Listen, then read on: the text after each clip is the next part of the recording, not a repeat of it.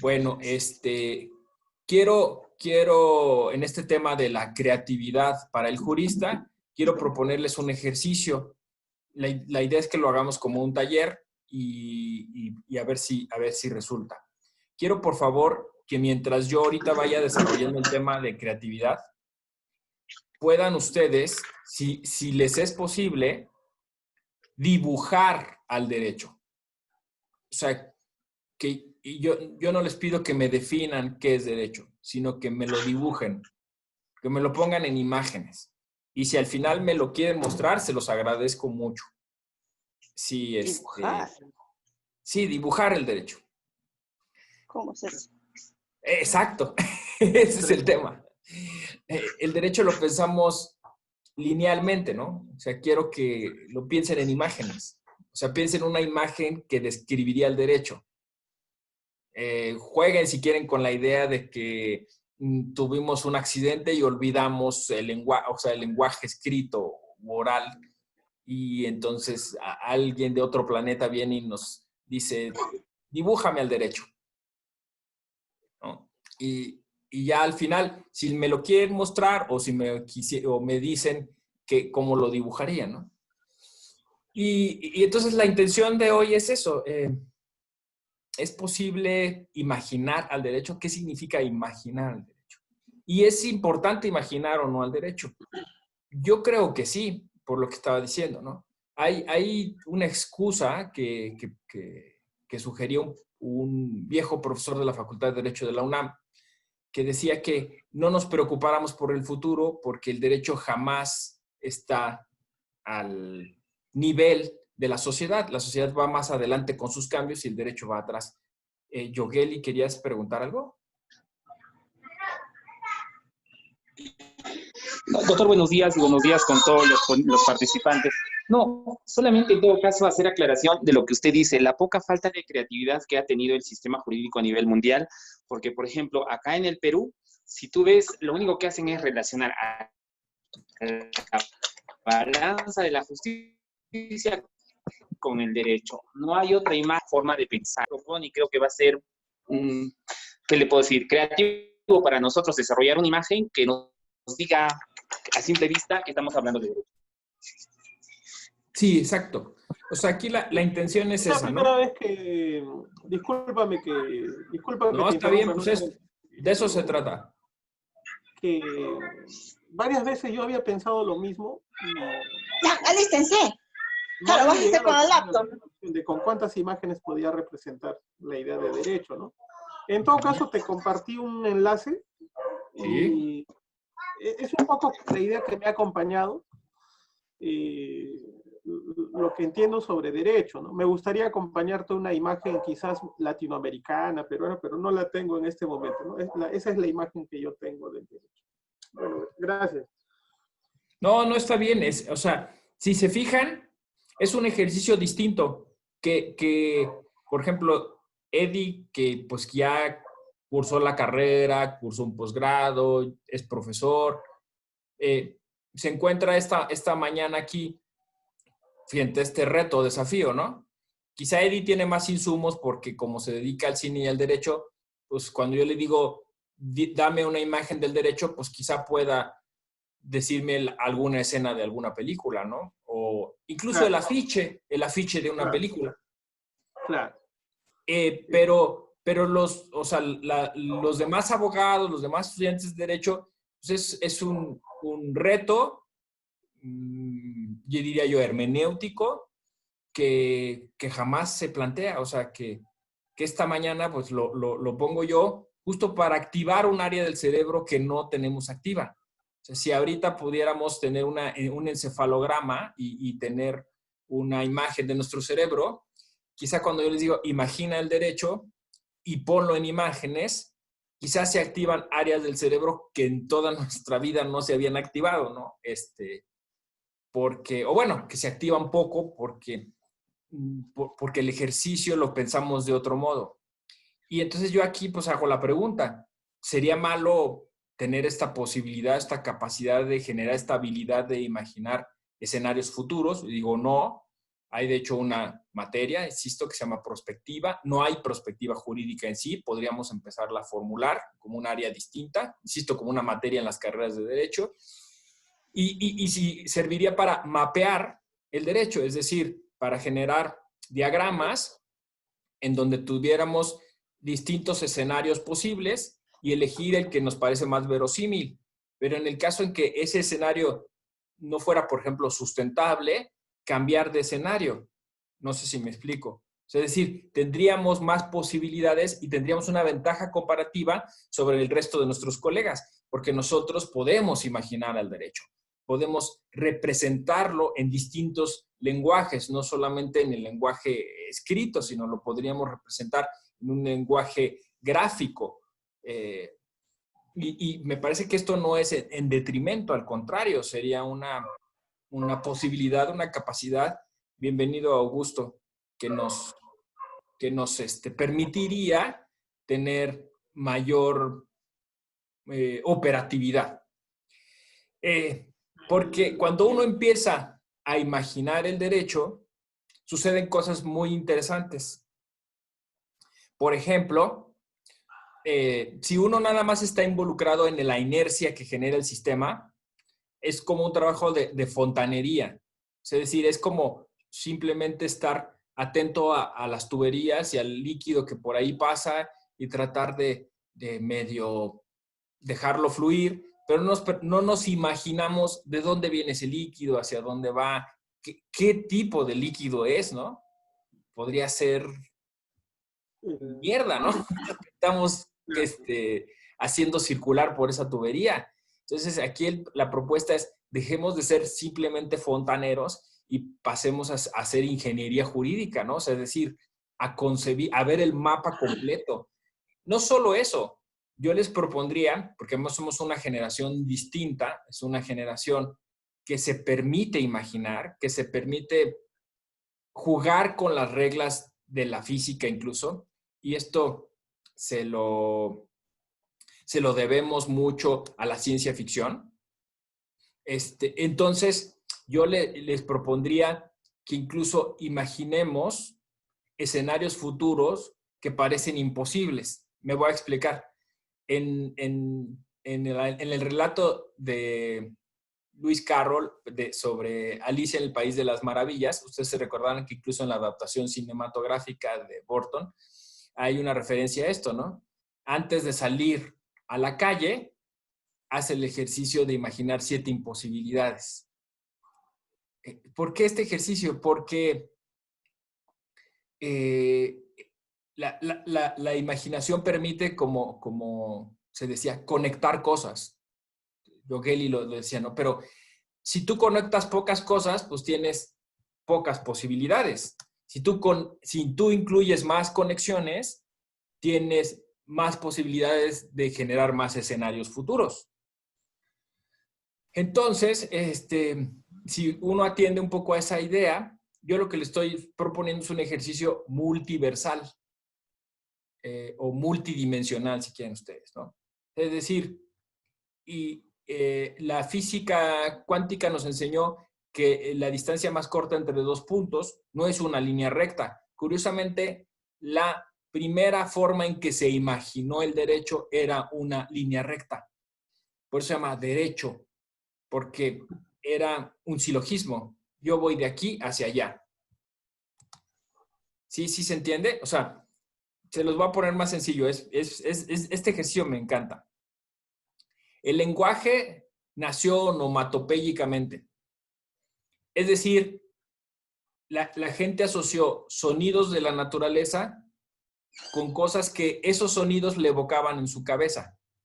Por ejemplo, en náhuatl, el agua se dice atl, porque es el sonido que hace una gota cayendo. Entonces, atl me suena al agua que cae y por eso le voy a llamar atl. Con el derecho sucedió lo mismo. Las lenguas indo-indianas o hindús antiguas trataron de hacer estas relaciones también onomatopéyicas. y había un viejo fonema que sonaba a derecho. Este era rev, reg, yug, yug, yog, ¿no? Así, en distintas lenguas indoiranianas se constituyó este fonema como, como algo que tenía que ver con la realidad. Y esa realidad que representaba esto, yug, yog, yog, yags, era la relación o la conjunción de cosas. Entonces, en una primera imagen, el derecho era, por ejemplo, la palabra yunta, lo que unía a dos bueyes, lo que los hacía trabajar en conjunto. Después fue evolucionando. Entonces, era lo que me unía a algo. Hola, Reinaldo. O sea, por ejemplo, juramento. De ahí viene del yu. Y ese yu era prometerle a un Dios que harías algo y el Dios a cambio te daría una cosa. Era una relación. Entonces, esas relaciones de beneficio, o sea, esas relaciones donde yo me involucraba para prometer algo y recibir algo a cambio, la gente la asociaba con ese fonema, que finalmente terminó en el latín como jus y después evolucionó a justitia, pero viene de lo mismo. Después, en el latín vulgar, el de Justiniano, se deterioró y se prefirió otro fonema que era el de derecho, ¿no? Que derecho después pasó a todas las lenguas romances, pero ya era otra imagen, ya no era la imagen de relación o de eso, de relación amigable y de compensación, de retribución, de reciprocidad, sino era la imagen de esta es la norma y si esta norma se quebranta, lo que hay que hacer es recomponerla para que de este punto yo llegue a aquel. Esa es la imagen que sobrevivió y que tenemos hoy. O sea, el derecho es A y B. Son dos puntos que se conectan por una línea recta y que si se quebranta, hay consecuencias. Pero esto cabe en un mundo donde hay una física clásica, ¿no? Donde la línea recta es siempre recta. Pero la física cuántica nos dijo que eso no es posible, que la forma más fácil de llegar de A a B posiblemente sea combinando dimensiones, es decir, mirando hacia abajo, mirando hacia arriba, mirando hacia atrás, haciendo una curva, como decía Einstein, ¿no? Si esto se lo aplican al derecho, lo que quiero decir es que quizá la forma más fácil de llegar al resultado que buscamos no sea seguir siempre el camino de la ley. Claro, esto suena escandaloso, pero si aquí lo que quiero decir es que lo importante del derecho no debiera ser el camino o la línea, sino debiera ser el objetivo que buscamos. Y el objetivo se puede conseguir de muchas maneras, según la física cuántica. Quizás se consiga mirando hacia atrás, quizás se consiga yendo hacia abajo, quizás se consiga viajando en el tiempo. Entonces, o sea, esto es un simple ejercicio lúdico. Si yo como abogado tengo un problema que resolver, normalmente, como me enseñaron, como me adiestraron, yo solo tengo una posibilidad.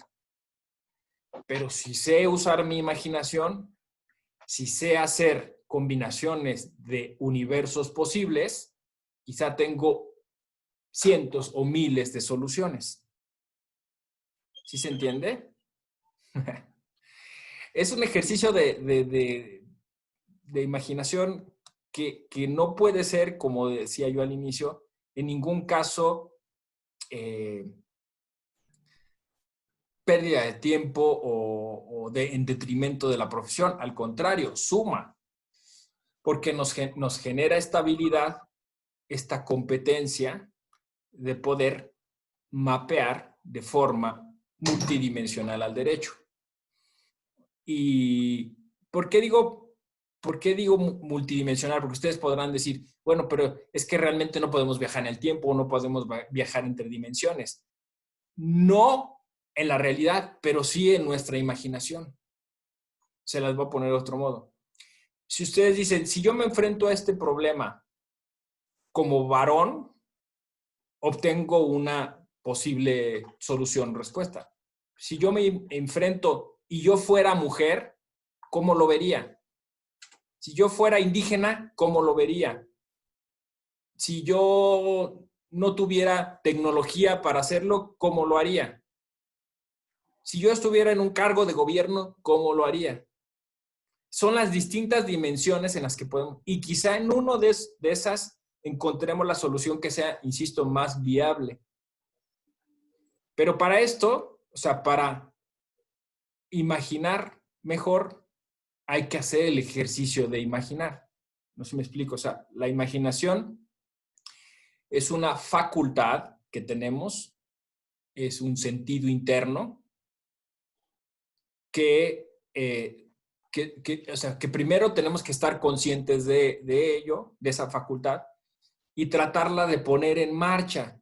Entre más la usas, más fácil es identificar qué tan restrictivo eres con ella o qué tan expansivo eres con ella, ¿no? Y entonces esta facultad se nutre, según Aristóteles, de los sentidos externos. Es decir, nosotros tenemos el tacto, el gusto, el oído, el olfato, y a través de ellos tenemos contacto con la realidad. Estos sentidos son una especie, pues eso, de receptores que mandan un mensaje a nuestro cerebro. En el cerebro, dice Aristóteles, hay una cosa que se llama sentido común. Este sentido común lo que hace es une esos mensajes que manda el exterior y los sintetiza. Por eso cuando dicen no tienes sentido común es porque no tienes esa capacidad de síntesis. O sea, no eres capaz de mirar o observar el escenario y tratar de responder de manera sensata. Bueno, pues una vez que pasa al sentido común, se activan los otros sentidos internos, que es la imaginación y la memoria. La memoria manda un mensaje y dice, esto ya lo viste parcialmente o de la misma forma, o cambiaron, o hay estas variantes, y alerta. Y la imaginación dice, puedo hacer esto, y da una solución. Voy a poner un ejemplo, ¿no? De repente van ustedes caminando por la calle y dan vuelta y es un callejón, ¿no? Y a mitad del callejón, detrás de un bote de basura, hay un perro pues un perro de pelea, ¿no? De estos que, bueno, pues a veces se les bota y pueden resultar hasta peligrosos. Y entonces, ustedes escuchan al perro, incluso podrían hasta, quizá huele a perro, a veces dicen, ¿no? Lo ven, calculan, voltean y ven que hay el mismo recorrido entre lo que tienen de frente a lo que tienen detrás. Y entonces todos sus sentidos se alertan, porque en ese momento el sentido común dice, algo tienes que hacer. O sea, no puedes simplemente pasar por enfrente del perro. Además, si al perro lo ves que está en una posición de ataque, por ejemplo, ¿no? O que está incluso de alguna forma también alterado el perro.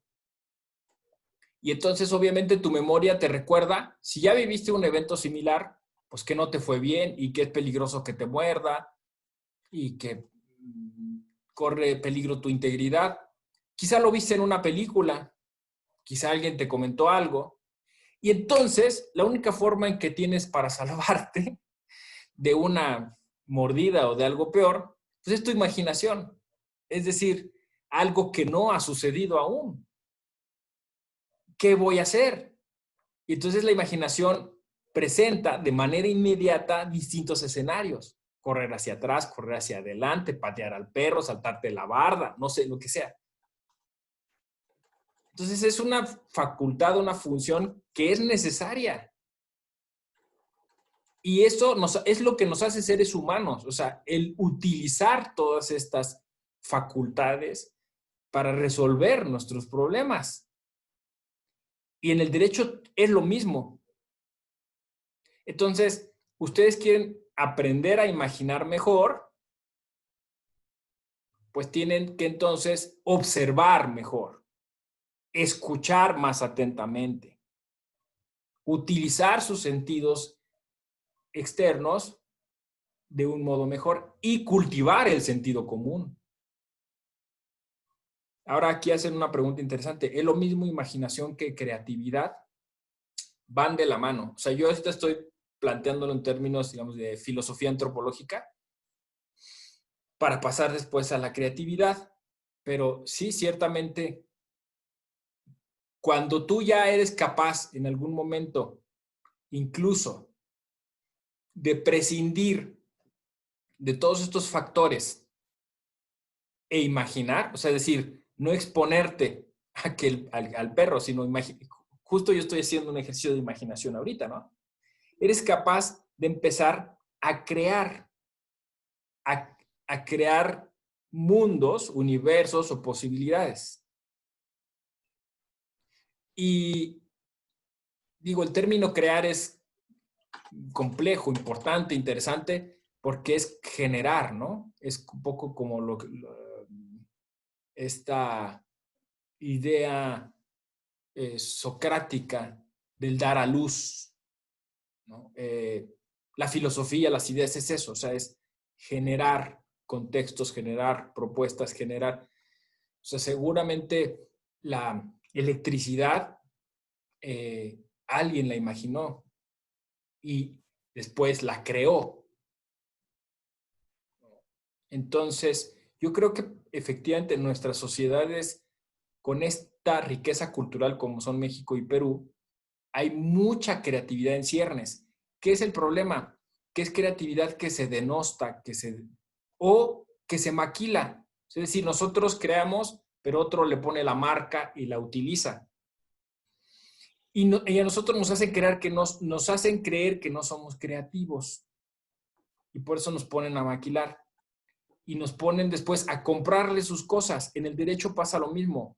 Seguro nosotros estamos creando siempre soluciones interesantes y jurídicas, pero como no creemos que son importantes o que nacen en un contexto importante, esperamos a que vengan de otro lado, que nos digan que la formuló tal gurú o tal santón, normalmente en Europa o Estados Unidos, y entonces le damos importancia y creemos que nosotros no somos capaces de crear teorías o soluciones distintas para el derecho.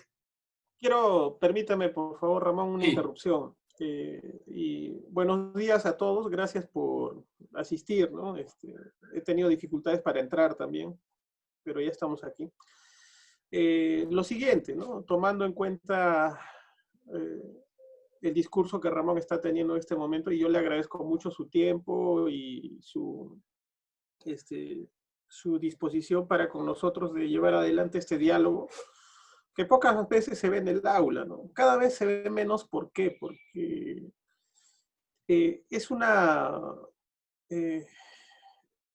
sea, es como una moneda que tiene dos caras, o sea, que no tiene caras ellos, o sea, la enseñanza del derecho, porque nos están gobernando los formatos, formato para sílabus, formato, hasta ya obligan en muchos espacios a usar PPTs, en fin.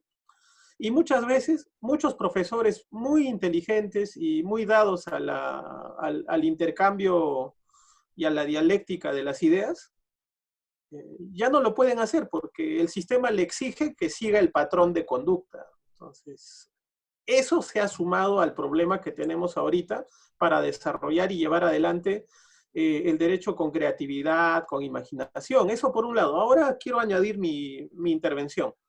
Sí. Estaba repensando bastante estos días qué tema desarrollar para participar en la celebración del Bicentenario de la República Peruana, ¿no? Entonces voy a adelantar. voy a hacer un trabajo desde el cine sobre Tupac Amaru, ¿ya? Bueno, es una novedad, yo espero llegar a algún lugar, ¿no? Todavía lo he pensado, o sea, está en ideas. ¿Por qué digo esto en este momento? Hay una frase, José Ramón y todos, cuando Tupac Amaru lleva adelante la rebelión, ¿no? Y esta es una cosa que hace tiempo, ya no es mucho tiempo ya, hasta he dejado de lado las distinciones mínimas sobre lo que viene a ser, por un lado, ser revoltoso, ser rebelde, ser revolucionario, que es necesario hacer esas aclaraciones para ir avanzando y llegar a algo. Entonces, ¿qué ocurre? Lo que acabas de decir, ¿no? La denostación, ¿no? La denostación. ¿Sabes qué pasa con lo de la denostación? Cuando Tupac Amaru se levanta, ¿no? Y ya está controlando varias partes del sur del país, el historiador Charles Walker señala que los castellanos de aquella época no podían creer que un indígena, entre comillas, por más noble que sea, o por alguna nobleza que tenga, porque Tupac Amaru tenía, o sea, tenía un reconocimiento de nobleza local, ¿no? Ellos no podían creer, ¿no? Según la propuesta de Charles Walker en su libro La rebelión de Tupac Amaru, que un indígena pueda tener la capacidad de ese levantamiento, de esa organización para ir contra el sistema. Y las represiones que hubo después de la caída de Tupac Amaru no fueron tanto contra los indígenas, sino fue contra los criollos, contra aquellos castellanos que habían apoyado la rebelión de Tupac Amaru. ¿Qué quiero decir? En la cabeza de los castellanos de aquella época, de muchos castellanos de aquella época, no les cabía que un indígena, entre comillas, podía llevar adelante una rebelión de ese tipo. Entonces, hubo denostación ahí. Eso es lo que en este momento me has hecho acordar. O sea, la idea de decir, no, pues acá el mundo es dual. Hay gente que puede hacer y hay gente que no lo puede hacer, ¿no? Eso es lo que me llamó mucho la atención. Y yo creo que hay que repensar el papel de Tupac Amaru respecto de las acciones que él ha llevado para vincularlo al tema de lo que sucedió después ya en 1821. Nada más, muchas gracias. No, está bien, Eddie, porque justo este ejercicio de imaginación es retrospectivo y es prospectivo. O sea, es decir, para que sea más eficaz tiene que ser retrospectivo. Yo dije que esto sirve mucho la memoria. Si en nuestros países la memoria no es clara, si no hay una memoria colectiva, si no hay un derecho a la verdad y un derecho a la memoria, es difícil después saber qué vas a utilizar para la prospectiva. Es decir, si nosotros seguimos lidiando, por ejemplo, con el tema de nuestro mestizaje o de nuestra conquista, por ejemplo, pero no lo hemos cerrado ese círculo, hecho de modo correcto, pues sigue atormentándonos de alguna manera, sigue siendo complejo avanzar. Y eso con casi todos los pasajes de nuestras historias, que han sido, pues, de ese modo, ¿no?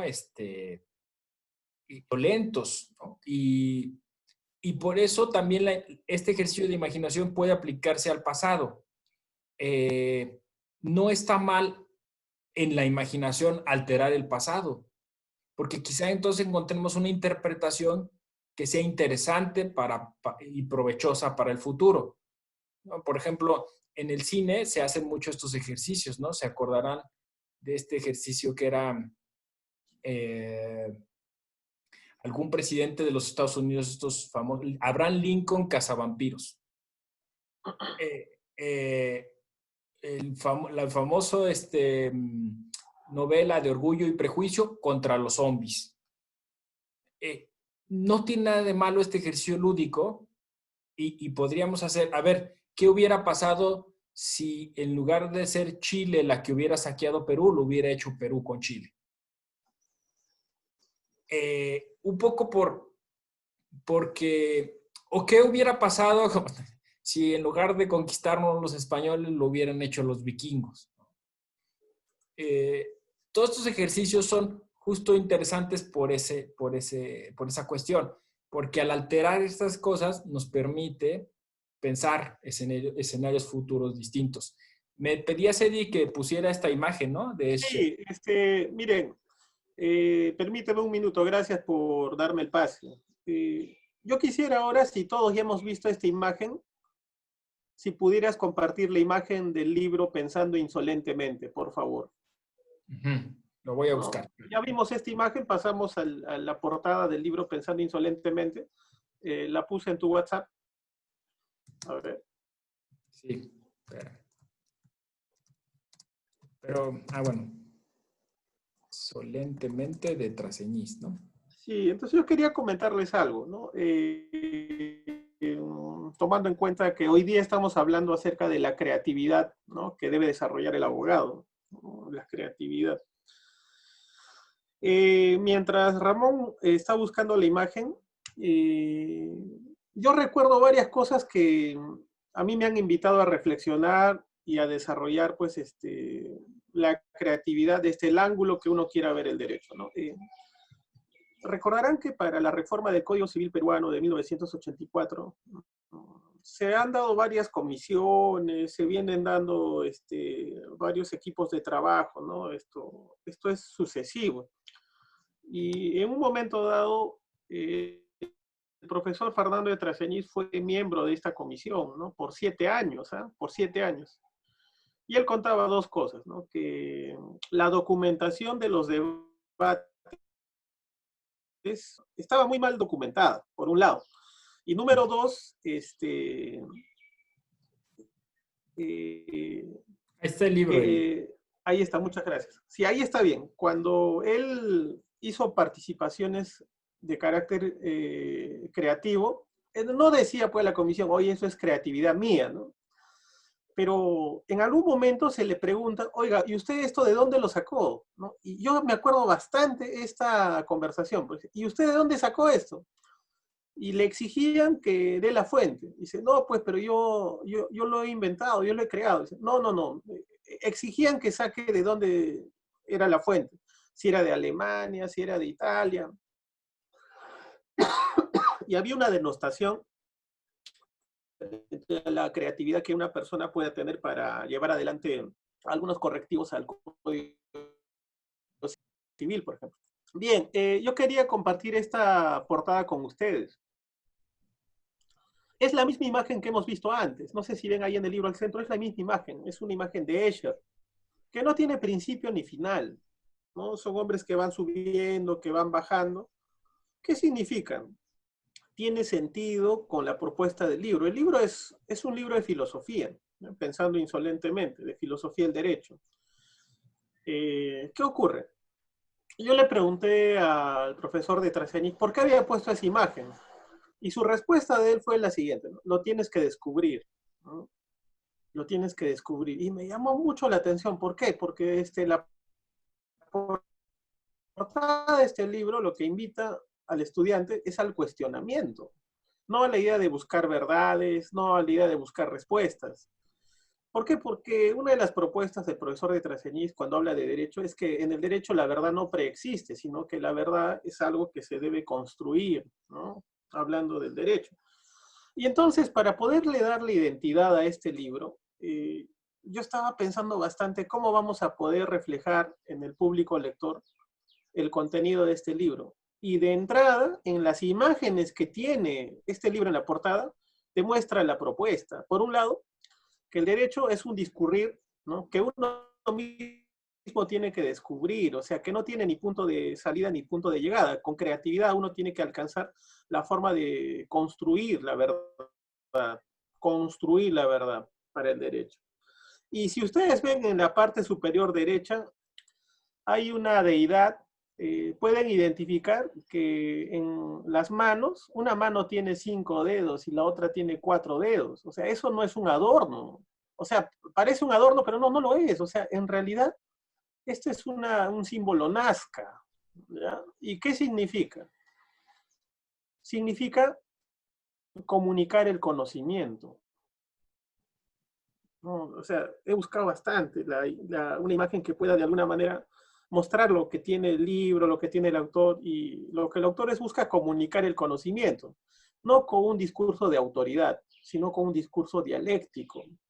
Entonces, este libro, por ejemplo, es un ejemplo que a través de las imágenes te invita a descubrir el contenido del libro. O sea, no es un adorno las dos imágenes que están aquí. Están, bueno, vamos a decirlo así, pensadas, están, tiene su ubicación, ¿no? No es solamente por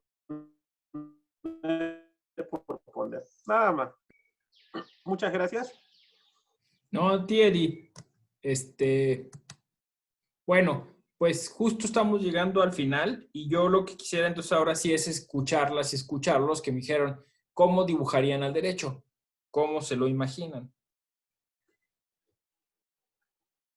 Abran si quieren su micro, su cámara, lo que quieran.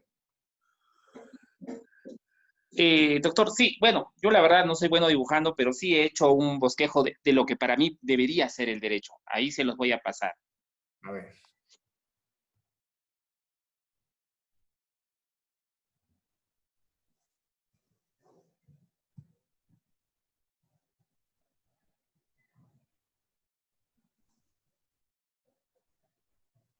Ujú. Igual si lo puedes ir como describiendo o narrando, o bueno, ahorita si quieres que...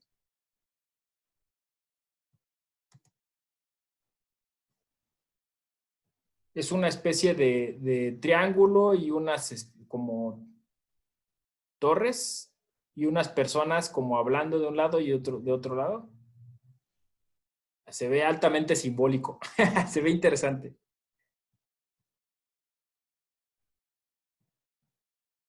Ajá, a ver, Yogeli, si no lo escribes, también hay como una especie de rayos que salen del...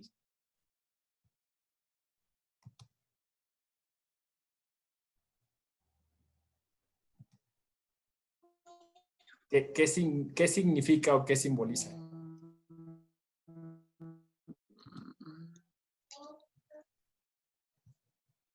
¿Cuál es la explicación?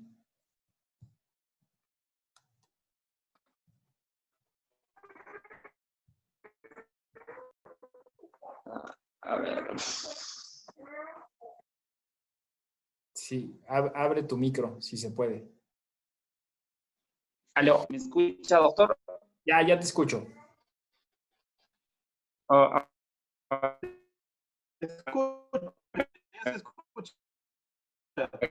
Se oye cortado, lo ¿no? que yo he dejado es finalmente una institución, como usted ve el triángulo, donde muchas personas llegan en conflicto y finalmente luego de acudir al Poder Judicial salen, pero digamos, ya con los problemas resueltos y todos los problemas se quedan en el Poder Judicial. O sea, nosotros deberíamos recurrir a nuestras instancias jurídicas a buscar soluciones a nuestros problemas. Y creo que eso es lo que deberíamos hacer, pero en nuestra situación actual y en Latinoamérica se vive un sistema que no hace que la justicia sea el Poder Judicial, no como una institución de impartir justicia, sino un lugar donde de repente con dinero podemos encontrar la justicia.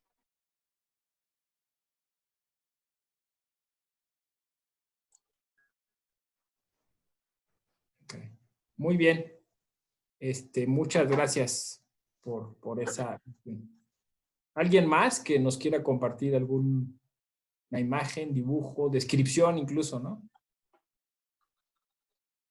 Los que son de Arequipa, ahí tienen pues a Teodoro Núñez Ureta. Teodoro Núñez Ureta, pues no quiero llegar a la guachafería, ¿no? Pero es una suerte de Honoré Dumas de Arequipa, del Perú. O sea, ha retratado bastante a los escribanos, al mundo judicial, al mundo del derecho, ¿no? O sea, él ha tenido su forma de ver el derecho a través de las imágenes, de sus acuarelas, ¿no? Y seguramente podríamos integrar eso a la discusión en algún momento, ¿no? No solamente del discurso lineal del texto escrito. Muchas gracias, Yogeli. He seguido con atención tu dibujo. Pues yo les agradezco, son las 10 a.m. Sí. La atención de seguirnos y de discutir y debatir, a Eddie la invitación, el espacio. Y claro, pues sigo disponible, ¿eh? Si quieren luego mandarme sus dibujos, Eddie les puede ahí acercar la dirección, el correo. Estoy a sus órdenes. Claro. Muchas gracias y pues que tengan una feliz jornada. No, a ti, José Ramón, muchas gracias y a cada uno de los que se han dado la oportunidad de participar, ¿no? Cada día que va pasando, entre comillas, vamos volviendo al... Yo veo que se mantiene el interés en aprender, en conversar, y de verdad muchas gracias a todos los que han podido entrar a la sala. De mi parte eso sería. Nuevamente gracias, José Ramón. Hasta luego.